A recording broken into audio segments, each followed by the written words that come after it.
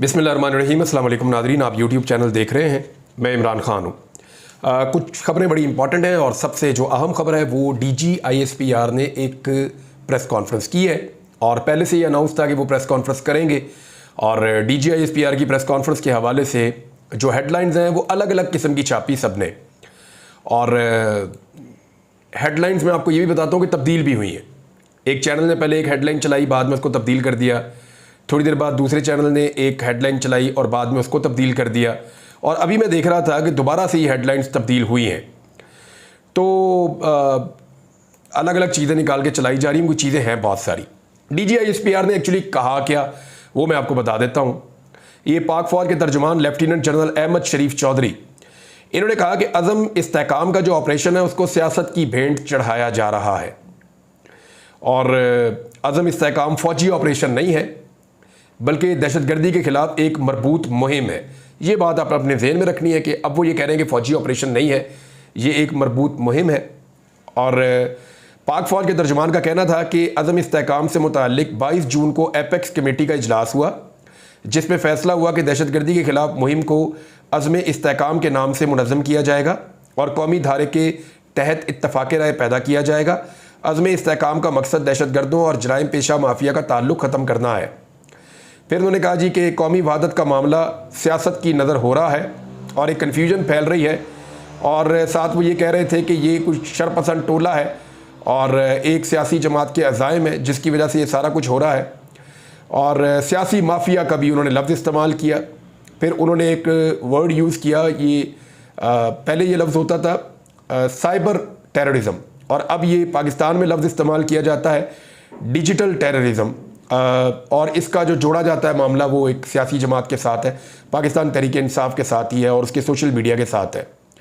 अच्छा, उन्होंने कहा एक बहुत बड़ा सियासी माफिया खड़ा हो गया कि ये ऑपरेशन अज़्म इस्तेहकाम नहीं करने देना। एक मजबूत मुतहर्रिक लाबी चाहती है दहशतगर्दी के खिलाफ कार्रवाइयों के मकासद हासिल ना हो। उन्होंने कहा जी अज़्म इस्तेहकाम जो है वो एक हमागीर किस्म की बड़ी मुहिम है और इसको कामयाब करना होगा। फिर उन्होंने ये भी कहा कि जो दहशतगर्द हैं उनके साथ तो प्रैक्टिकली जाके लड़ा जा सकता है, लेकिन ये जो डिजिटल दहशतगर्दी है इससे लड़ने के लिए कानून की ज़रूरत है और कानून के मुताबिक चीज़ें करनी पड़ेंगी।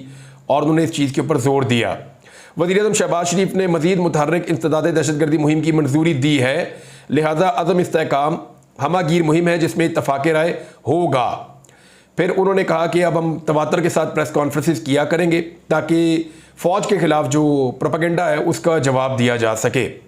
फिर सिक्योरिटी ऑपरेशंस के हवाले से उन्होंने कहा कि इस साल सिक्योरिटी फोर्सेस ने 22,409 इंटेलिजेंस बेस्ड ऑपरेशन किए जिनमें 31 इंतहाई मतलूब दहशतगर्दों समेत 398 दहशतगर्दों को हलाक किया गया, जबकि 137 ऑफिसर्स और जवान अब तक शहीद हुए हैं।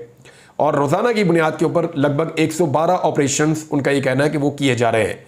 मदारस की रजिस्ट्रेशन के ऊपर उन्होंने बात की, बेनामी प्रॉपर्टीज़ पे उन्होंने बात की, नॉन कस्टम पेड गाड़ियों के ऊपर उन्होंने बात की, जो पेट्रोल की स्मगलिंग हो रही है उसके ऊपर उन्होंने बात की बड़े ज़ोरदार तरीके से कि कितने अरबों रुपए की स्मगलिंग कैसे पेट्रोल की होती है, ईरानी पेट्रोल पाकिस्तान में पहुंचता है बॉर्डर से।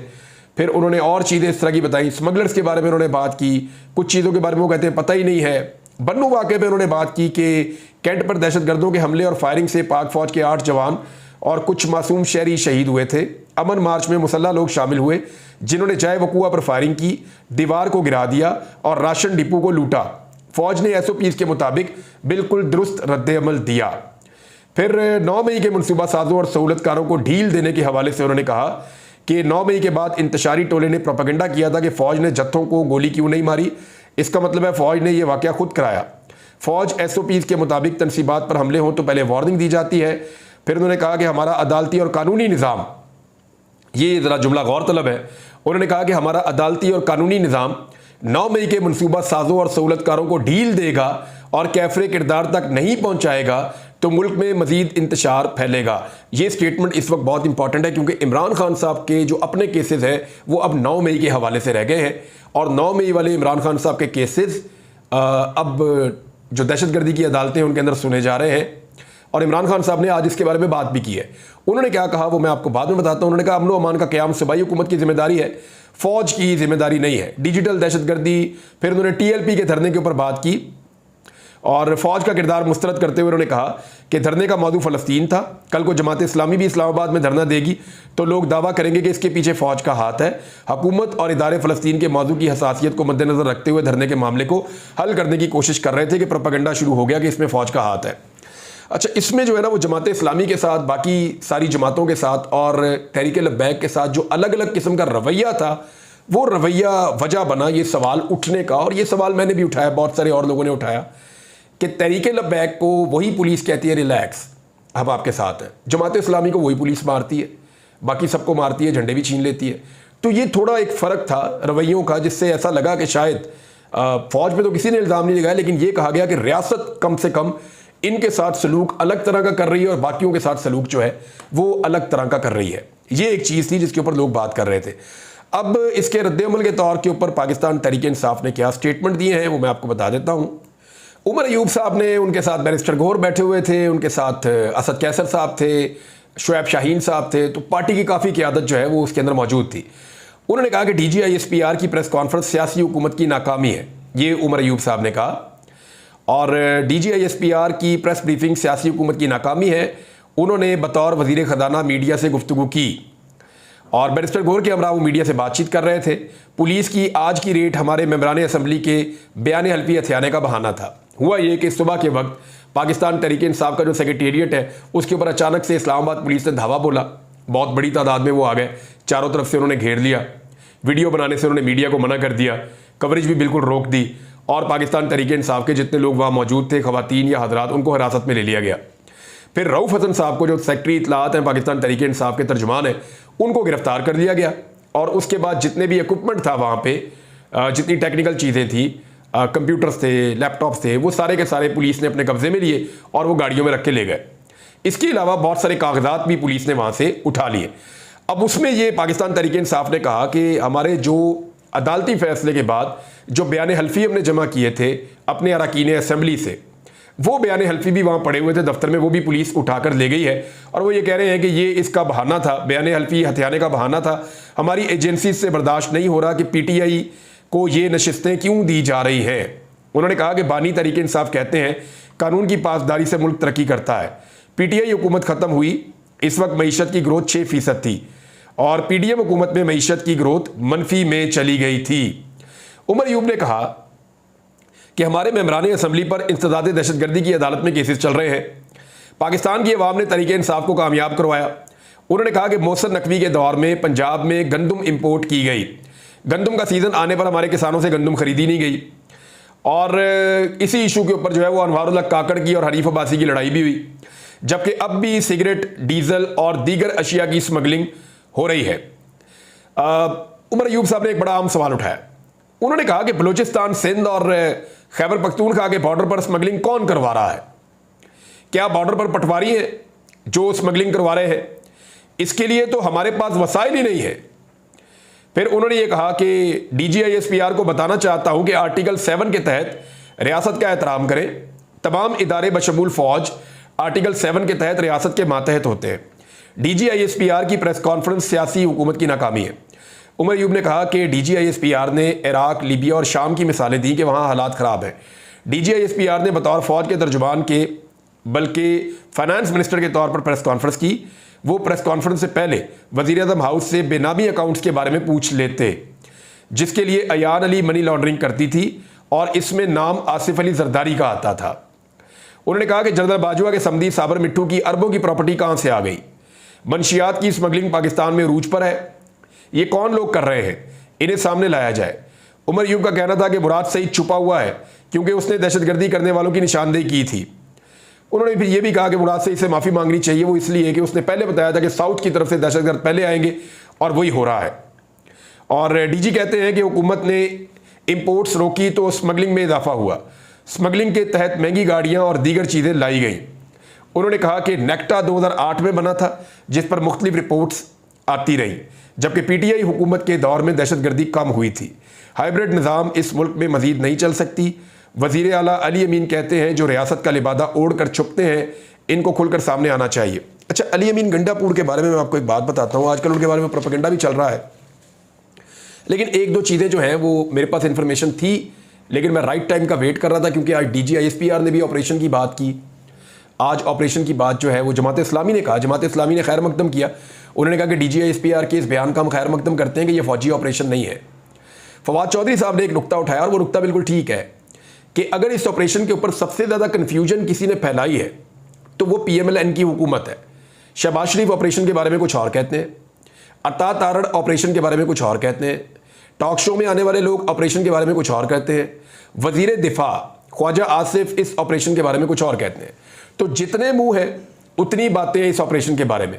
इतनी कन्फ्यूजन फैलाई गई इस ऑपरेशन के बारे में कि जिन इलाकों में या जिन जगहों पे ये ऑपरेशन होना है वहां पे एक रिएक्शन आना शुरू हो गया कि पता नहीं हमारे साथ होने क्या वाला है या किस किस्म का ऑपरेशन होने वाला है। और ये हुकूमत की फैलाई हुई एक अजीबोगरीब किस्म की डिस इन्फॉर्मेशन है, जिसकी बुनियाद पर मैं आपको ये कह सकता हूँ कि खैबर पख्तूनख्वा में या पंजाब में कहीं भी चले जाएं, मैं जहाँ पे जाके जिसको भी मिलता हूँ हर शख्स ये कहता है कि वो इस ऑपरेशन का हामी नहीं है। यानी मुझे कोई भी बंदा ऐसा नहीं मिला जो कह रहा हो कि फौरी तौर पे एक बड़ा ऑपरेशन लॉन्च होना चाहिए। इस ऑपरेशन के मकासद, ये ऑपरेशन किस तरीके से होगा, ये ऑपरेशन एक्चुअली है क्या, और क्या ये एक फौजी ऑपरेशन है या कोई और मुहिम है, ये है क्या चीज़। आज DGISPR ने थोड़ा इसके ऊपर रोशनी डाली है, लेकिन इस पे हुकूमत की ये जिम्मेदारी थी कि वो एक सही तरह का नैरेटिव इसके ऊपर खड़ा करते और वो बताते, गाइड करते कौम को कि एक्चुअली होने क्या जा रहा है। कम से कम सारी जमातों को बैठाते। अब एक तरफ उन्होंने कहा जी हम APC बुला रहे हैं, सारी जमातें उसमें आ जाएं। तहरीक इंसाफ ने कहा जी कि हमारे सख्त आपसे इख्तलाफात हैं, इसके बावजूद हम APC में आएंगे। ऑल पार्टीज कॉन्फ्रेंस में उन्होंने जाने का फैसला किया। साथ ही इन्होंने फैसला कर दिया जी उसके ऊपर पाबंदी लगा दें तहरीक इंसाफ के ऊपर, कि जनाब तहरीक इंसाफ पे तो पाबंदी लगाने जा रहे हैं, इमरान खान के ऊपर तो हम गद्दारी के मुकदमे बनाने जा रहे हैं, आर्टिकल 6 लगेगा इमरान खान पे, आरफ अलवी पे। अब ऐसी सूरत हाल एक तरफ पैदा करेंगे, दूसरी तरफ एक कंसेंसस पैदा करने की कोशिश करेंगे, तो चीज़ें होंगी नहीं। फवाद चौधरी ने कहा कि इमरान खान जो है उसी के साथ जो है वो पब्लिक की विल चल रही है इस वक्त। उनके कहने का मतलब ये था कि इमरान खान को साथ लेकर चलेंगे तो पब्लिक भी साथ चलेगी, इमरान खान को साथ लेकर नहीं चलेंगे तो पब्लिक साथ नहीं चलेगी। मैं आपको ये बताता हूँ कि जो लास्ट मीटिंग हुई थी नेशनल एक्शन प्लान की, उसमें अली अमीन गंडापुर ने IPPs की बात की थी और ये कहा था कि कौन मुआहदे कर गया, क्या उनको कभी सजा मिलेगी। ये है कौमी सलामती के असल इशूज़। यानी हम बिल जमा करवा रहे हैं, हम क्यों जमा करवाएं बिल भाई। मुआहदे करके गए आसिफ अली जरदारी और नवाज शरीफ, और महंगे मुआहदे उन्होंने किए। 40 खानदानों की जेब के अंदर पैसा जा रहा है या चंद इदारों की जेब में पैसा जा रहा है, अवाम की जेब से ये निकल रहा है। तो एक आम पाकिस्तानी या खैबर पख्तूनख्वा का एक आम सारिफ उसका बिल क्यों अदा करे जो मुआहदे किए आसिफ अली जरदारी और नवाज शरीफ ने, हम उसकी सजा क्यों भुगते अगर उन्होंने गलती की है। तो ये उन्होंने अली अमीन गंडापुर ने वहाँ पे उसके अंदर ये बात की थी और ऑपरेशन का कोई जिक्र नहीं था। ये मैं सोर्सेज से आपको इन्फॉर्मेशन दे रहा हूँ कि जो पहली मीटिंग हुई थी उसमें ऑपरेशन का कोई जिक्र नहीं था, बल्कि अली अमीन गंडापुर ने एक जुमला बोला था, good Taliban are dead Taliban, कि ये जो गुड और बैड तालिबान का मामला है ना, ये ख़त्म करना होगा। ये जो स्टेटमेंट अब अली अमीन गंडापुर ने एक जारी किया है, उस स्टेटमेंट के बाद एक भूंचाल आया हुआ है। मेरी इन्फॉर्मेशन के मुताबिक उसका रिएक्शन भी आ रहा है और पाकिस्तान तहरीक इंसाफ पे और खैबर पख्तूनख्वा की गवर्नमेंट पे इसका रिएक्शन आना है, ये मैं आपको पहले बता देता हूँ। अली अमीन गंडापुर ने जो बात की है ना, ये कोई आज का मसला नहीं है, कोई 2 दहाइयों का मसला है, बल्कि 2 दहाइयों से ज़्यादा हो गई हैं कि पाकिस्तान में कुछ ऐसे ग्रुप्स हैं जो यहाँ फिरते हैं और उनको बड़ी प्रोटेक्शन होती है।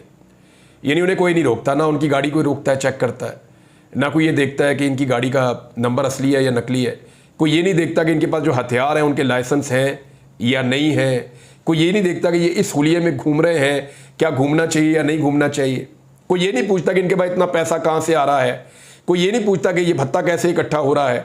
बहुत सारी चीज़ें हैं, पाकिस्तान में ऐसे ग्रुप्स मौजूद हैं जो रियासत की मर्जी से मुख्तलिफ जगहों पर मौजूद भी रहते हैं, पेनिट्रेट भी करते हैं, पुलिस भी उनसे तंग होती है और अवाम भी उनसे तंग होती है। तो उनके खिलाफ एक ऐलान जंग किया अली अमीन गंडापुर ने। तो इसका हीट तो आएगी, किचन की गर्मी तो उन्हें बर्दाश्त करनी पड़ेगी, क्योंकि जिस चीज़ को उन्होंने छेड़ा है, इस चीज़ को गुज़िश्ता 2 दहाइयों से नहीं छेड़ा गया। अब उन्होंने इसको छेड़ लिया है, तो या तो अली अमीन गंडापुर इसमें अपनी पुलिस के साथ मिलके और सिक्योरिटी फोर्सेस के साथ मिलके अगर ताउन हुआ तो जीतने की कोशिश करेंगे, अदरवाइज फिर वही होगा जो इससे पहले होता चला आया है। और इस मीटिंग की एक और चीज़ आपको मैं बताता हूँ जो हुई थी नेशनल एक्शन प्लान की। उसमें अली अमीन गंडापुर ने कहा था कि अभी पंजाब के अंदर सिर्फ जलसा करने का अनाउंस होता है तो लोगों के घरों पे छापे पड़ते हैं, हमारे बंदे उठाए जा रहे हैं, अगवा किए जा रहे हैं। वो कौन से दहशतगर्द हैं? तो इस पे मरियम नवाज ने जवाब दिया था वहाँ पे कि 9 मई की तरह का वाक़या हो जाएगा, और वाक़या हो जाएगा तो फिर क्या करेंगे? तो अली अमीन गंडापुर ने कहा था कि आप जज तो नहीं है कि आप पहले से फैसला कर दें कि क्या होगा क्या नहीं होगा। जब तक कोई जुर्म हो ना जाए तब तक कानून लागू नहीं होता। और हम लोगों ने पहले बहुत सारे जलसे जुलूस किए, कहाँ पे कुछ हुआ था? तो ये इसको आप इस तरह ना चीज़ों को मिक्सअप करें। तो ये आईजी को भी बल्कि अली अमीन गंडापुर ने कहा कि मैं सबको जानता हूँ, सबके नामों का भी मुझे पता है कौन क्या कर रहा है। और बड़ी उसमें थोड़ी बहुत बदमज़गी हुई थी, लेकिन फिर जो मामलात हैं वो, यानी अली अमीन गंडापुर ने यह भी कहा था कि यहाँ मुझे इस बारे में एक सोर्स ने बताया कि उस दिन उसने ये भी कहा था कि मुझे तो 9 मई से पहले पकड़ा गया था और सारा टॉर्चर और जुल्म किया गया था और बाल तक काटे गए थे, तो उस वक्त तो 9 मई नहीं हुआ था, तो मैंने किस बात की सज़ा भुगती थी? है किसी के पास इसका जवाब? तो उस मीटिंग के अंदर सन्नाटा हो गया था क्योंकि इन बातों का जवाब किसी के पास नहीं था। बहरहाल तहरीक इंसाफ का दफ्तर जो है उसके ऊपर छापा पड़ा, वहाँ से सामान उठाकर ले गए। अब तक मेरी इन्फॉर्मेशन के मुताबिक जो कौमी असम्बली के मेंबरान हैं 41 में से 40 के पेपर जमा हो चुके हैं इलेक्शन कमीशन में। पंजाब के जो मेंबर्स हैं उनके ला के जमा करवाए गए थे इस्लामाबाद सेक्रेटेरिएट में पीटीए के, और वहाँ से उन्होंने ले जाके आज जमा करवाने थे, वो उठा के पुलिस ले गई है।